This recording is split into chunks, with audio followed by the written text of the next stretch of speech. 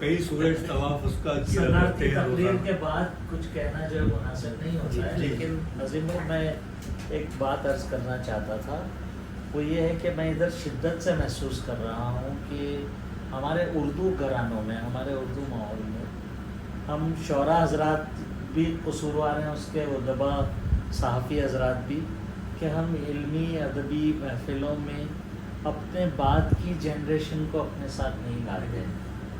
اور اس کو شاید میں تو خیر اللہ تعالیٰ نے کوئی اولاد نہیں دی، ایک بیٹی پوری امت آپ کے ساتھ ہے، لیکن سچ بات یہ ہے کہ مجھے یہ احساس ہوتا ہے کہ بچوں کو، ہم جب چھوٹے تھے، میں 10 سال کا غالباً رہا ہوں گا، تب میں نے صابر صدیق میں اپنے والد کے ساتھ میں مشاعرے میں گیا تھا، جہاں میں نے فراق صاحب کو دیکھا، جانثار اختر کو دیکھا، میں تو ساحر صاحب کو دیکھا. خیر ساحر صاحب تو میرے غریب خانے پر تشریف لاتے تھے، لیکن میں عرض یہ کرنا چاہتا ہوں کہ 10 سال کی عمر میں ہی مجھے ان لوگوں کو دیکھ کر ایک آئیڈیل امیج میرے ذہن میں بن گیا تھا. تو ہم اگر ہمارے بچے بڑے ہو گئے یا اپنی زندگیوں میں مصروف ہو گئے تو ہم یہ پیغام اور دوسروں تک منتقل تو کم از کم کریں. جی انشاءاللہ کوشش کریں گے کہ اگلی نشست میں ہم اپنے ساتھ کم سے کم اپنا ایک بچہ ضرور. ہاں جو بھی ہو، جیسے بھی ہو، ینگسٹرز کو، نوجوانوں کو ہم جوڑیں، یا کم عمر اور جو بڑھ رہے ہیں جو بچے، ان کو ہم جوڑیں.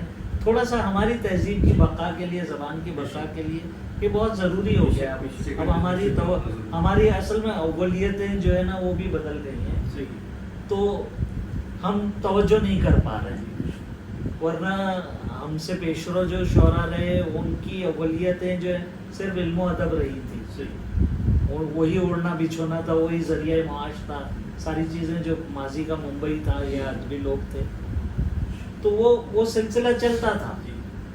اب ہماری پرائرٹیز تو بالکل مختلف ہے، ہمارے کاروبار الگ ہیں، ہماری نجی زندگیاں بالکل غیر ادبی قسم کی ہیں. مثال کے طور پر جو ہے، میں کپڑے کا تاجر ہوں، میں تو بیپاریوں سے دن بھر گجراتی میں بات کرتا ہوں. تو یہ جو المیہ ہیں ہمارے ساتھ، اس کے ساتھ اس کو ساتھ رکھتے ہوئے بھی ہمیں چاہیے کہ کہیں نہ کہیں اپنے حصے کا کام کر جائیں. بے شک. آپ کیا فرمائیں؟ بس اسی کے ساتھ آج کی اس محفل کا اختتام ہوتا ہے. آپ سب آئے، تشریف لائے، آپ کا بہت بہت شکریہ. اور انشاءاللہ آئندہ بھی آپ کا تعاون رہا تو اس طرح کی محفلیں ہوتی رہیں گی. میں پھر سے ایک بار سب کا فردن خالد صاحب کا، حسین ساحل صاحب کا، عظیم ملک صاحب کا، لطیف بشر صاحب کا، حامد اقبال صاحب کا، تنزیل صدیقی صاحب کا، عبید حارث صاحب کا، میری طرف سے بھی، اور حسنین صاحب کا، اور پروفیسر کلیم ضیاء صاحب کا، سب کا میں پھر سے شکریہ ادا کرتا ہوں.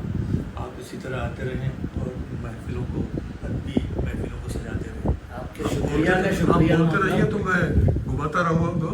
بولتے رہیے. میں وہی عرض کیا کہ آپ کے شکریہ کا شکریہ.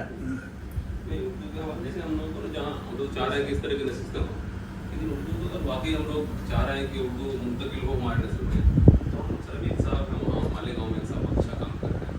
تو ان لوگوں کو اسکولس وغیرہ میں بچوں کو پروگرام کرنا چاہیے اردو کے حوالے سے، علامہ اقبال کے حوالے سے. مجھے تھوڑا سا اختلاف اس بات سے. مجھے آپ یاد دیتے سر زائد کیا میں سمجھتا ہوں کہ یہ پروگرامس کر لینے سے اردو بن پہ ایسا نہیں ہوگا.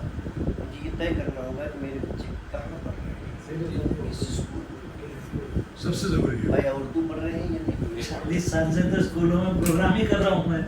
وہ دیکھیے نا سامنے، میرا ایک بھی بچہ انگلش میڈیم کا نہیں، سب بڑے بڑے عہدوں پر ہے. بہت بڑی بات سب، اور وہی آپ کی اطلاع کے لڑ جائے کہ میونسپل اسکول میں پڑھے.